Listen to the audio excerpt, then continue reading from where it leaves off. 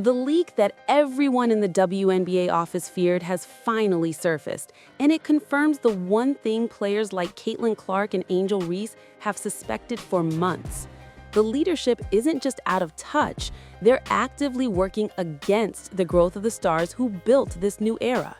Within 10 seconds of opening this video, you need to understand the gravity of the smoking gun email sent from the commissioner's office, a digital footprint that reveals a deep-seated resentment toward the 2024 and 2025 rookie classes. This isn't just another rumor floating around the WNBA subreddit. This is a documented internal communication where Cathy Engelbert allegedly referred to the influx of new talent as a marketing nightmare that shifted power too far toward the players. We're looking at a document that wasn't supposed to see the light of day until 2030, but thanks to a high-level whistleblower within the league's New York headquarters, the mask has finally slipped. Before we dive into the forensic breakdown of how this email leaked and the secret meetings happening behind closed doors, we have a mission for you. The league is trying to scrub this timeline and suppress the clips we're about to show, but we are keeping the receipts alive. Hit subscribe and turn on notifications right now to join the investigation. If you want to see the evidence before the league's legal team sends us a cease and desist, you need to be part of the inner circle. We are the only channel tracking the deleted tweets and the archived IG stories that the league office wants forgotten. The spark that lit this fire wasn't a single play, but a series of unfortunate coincidences during the 2025 playoffs that reached a boiling point in early 2026. While Napheesa Collier was calling out the league's leadership for their lack of accountability, a screenshot began circulating among a small group of WNBA veterans in a private Signal chat. The email, dated February 2025, was a response from the commissioner's office to a query about rookie compensation and the skyrocketing jersey sales of the Big Three rookies. In it, the tone wasn't just corporate, it was dismissive. The phrasing "they should be on their knees thanking their lucky stars for this platform" wasn't just a metaphor, it was a mindset. When Collier stood at that podium and told the world we have the worst leadership in the world, she wasn't just venting about a missed call or a fine, she was reacting to the realization that the people running the Shield viewed the players not as partners, but as replaceable assets who were getting too loud for their own good. To understand why this email is the final nail in the coffin, we have to go back to the 2024 draft night. That was the night the old guard and the new wave officially collided. While the world saw Caitlin Clark and Angel Reese hugging and celebrating their transition to the pros, the internal memos were already sounding the alarm. The league's veteran stars like Diana Taurasi and Brittney Griner had spent decades building the foundation, but the sudden meteoric rise of the 2024 class created an immediate rift. The old guard felt the rookies hadn't paid their dues, while the rookies felt the league's infrastructure was a cage designed to keep them small. This tension simmered through the 2024 season and boiled over when the 2026 CBA negotiations began. We saw it in the way vets would accidentally leave rookies out of dinner plans during All-Star Weekend, and we saw it in the cryptic IG stories posted by the veterans' inner circle. The stakes in 2026 are higher than they've ever been. We aren't just talking about charter flights and salary caps anymore, we're talking about the soul of the league. With the unrivaled 3-on-3 league offering million-dollar salaries and ownership stakes to stars like Paige Bueckers and Breanna Stewart, the WNBA is facing its first real existential threat. The leaked email specifically mentions unrivaled, with the commissioner allegedly writing that this 3-on-3 distraction will fade once they realize they have no broadcast infrastructure without us. But the players aren't waiting for the league to catch up. They're building their own broadcast infrastructure through podcasts like A Touch More and Unapologetically Angel. These aren't just hobbies, they are the new war rooms of the WNBA. On her podcast, Unapologetically Angel, Reese didn't hold back. She admitted that the locker room vibes during the 2025 All-Star break were toxic because players knew the league was lowballing them on revenue sharing. She pointed out that while the media rights deal was being touted as a victory, the players were seeing pennies on the dollar compared to the growth they generated. Then came the tunnel walk evidence. forensic analysis of the 2025 finals shows a distinct lack of communication between the commissioner and the league's top stars. During the trophy presentation, look at the body language of the players. No eye contact, forced smiles, a palpable distance that signaled the breach had already been burned. Notice how A'ja Wilson barely brushed the commissioner's hands on the trophy handoff. In the world of prestige drama, that's not just a gesture, it's a declaration of war. The receipts go even deeper than social media likes.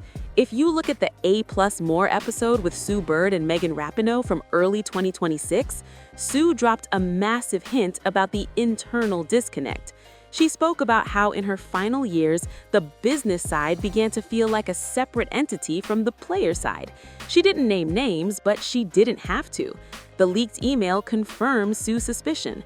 The commissioner's office was allegedly tracking the social media engagement of divisive players and discussing ways to pivot the narrative back to legacy stars who were more manageable.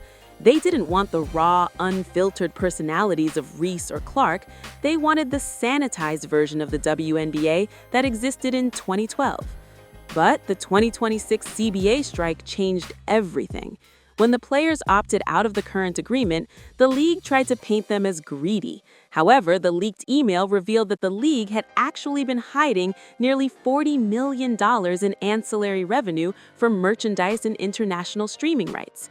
The commissioner's office was caught in a lie, and the players found out through a reply all mistake that landed in the inbox of a prominent player agent. This wasn't just a clerical error, it was the moment the locker room leaks became a flood. This wasn't just about PR, it was about the CBA strike. The 2026 strike tensions are rooted in a fundamental lie told to the players. The league claims the expansion fees from teams in Portland and Toronto were being reinvested into the game, but the leaked email suggests that money was being used to pad the league's reserve fund as a strike insurance policy. Essentially, the league was using the players' own growth to fund a war against them. When this hit the group chats, the response was immediate. Players who had been rivals for years, Clark, Reese, Bakers, found themselves unified by a common enemy. The battle of the Midwest between Clark and Reese was suddenly secondary to the battle of the boardroom. The physicality on the court in late 2025 and early 2026 wasn't just playoff intensity, it was a message. Every hard foul that wasn't called by the refs was seen as the league allowing the players to police themselves into submission. When Alyssa Thomas made that hard contact with Napheesa Collier and the refs looked the other way, the receipt wasn't just the injury report, it was the silence from the commissioner's office. Not a call, not a text, just a corporate statement 48 hours later. This lack of protection for the league stars is exactly what the leaked email predicted. The commissioner's office reportedly felt that a little blood on the floor was good for ratings, even if it risked the careers of the women actually playing the game. Digital forensics of the likes on Angel Reese's Instagram during the week of the leak shows a coordinated effort by the WNBPA to signal their lack of confidence. Every major star in the league liked a post that simply said accountability is not optional. This wasn't a random occurrence, it was a virtual walkout before the physical one. We tracked the timestamps. Within 60 minutes of the email leak, 38 of the league's top 50 players had updated their social media bios to remove WNBA player and replace it with professional athlete or simply their team name. They were distancing themselves from the brand before the ship sank. The commissioner's career didn't end because of one email. It ended because that email proved the locker room leaks were true all along. The leadership didn't believe in the product they were selling. They were still treating the WNBA like a charity case rather than a billion-dollar juggernaut that it had become. In the leaked thread, there's a mention of the Clark effect being a short-term anomaly that would correct itself once the novelty wore off. Can you imagine? The very person tasked with growing the league was internally rooting for its biggest star to fail so they could regain the control of the narrative? Analyze the tunnel walks from the start of the 2026 season. The players weren't wearing team gear, they were wearing all-black funeral attire. This was a silent protest, a mourning of the relationship between the front office and the locker room. When Paige Bakers walked into the arena in Seattle wearing a vintage WNBPA shirt from the 90s, she was sending a message that the history of this league belongs to the players, not the executives in suits. The forensic drama here is that the players are now using their bodies and their fashion as a medium for the messages that the league tries to censor in post-game interviews. Furthermore, let's look at the unrivaled roster announcement for 2026. Notice who was missing. Several players who were known to be league favorites and close with the commissioner's office were noticeably absent from the 3-on-3 draft. This was the players' way of saying, if you're with them, you're not with us. The locker room has become a fortress. You are either inside the circle of trust or you are a league plant. The tension has reached such a height that even veteran referees have reported hostile environments, not from the fans, but from the players who feel the refs are being used as tools of the commissioner's office to suppress the new wave stars. The leaked email also touched on the international expansion. While the public was told that the Toronto expansion was a unanimous decision, the email reveals a heated debate where the commissioner allegedly threatened to relocate legacy teams if they didn't fall in line with her expansion vision. This explains why the old guard has been so quiet lately. They were being held hostage by the threat of their franchises being moved. But once the email leaked, the leverage vanished. The old guard realized they had more in common with the rookies than they did with the office. As we look toward the 2026 season, the prediction is clear. The WNBA as we know it is finished. Whether through a complete leadership overhaul or a catastrophic strike that allows Unrivaled to become the dominant league, the power has shifted. The commissioner tried to gatekeep the platform, but the players realized they are the platform. The soap opera of the WNBA has moved from the court to the boardroom, and the fans are choosing their sides. We've seen the emails, we've tracked the social media receipts, and we've analyzed the cold stares in the tunnel. The evidence is irrefutable. The league is currently in a state of controlled panic. There are reports of emergency board meetings being held at 3 a.m., with legal teams trying to identify the whistleblower. But it's too late. The culture has moved on. The fans no longer trust the official version of events. They trust the podcast, they trust the likes, and they trust the locker room leaks. The 2026 season will be remembered not for who won the championship, but for who won the war for the league's soul. In our next investigation, we're going to look at the unrivaled draft and how certain players were blackballs from the 3x3 league because of their ties to the commissioner's office. We have the internal list of who was voted out by the player committee, and the names will shock you. You won't want to miss the breakdown of who actually controls the money in 2026 and why some of your favorite veterans might be playing their last season under the WNBA banner.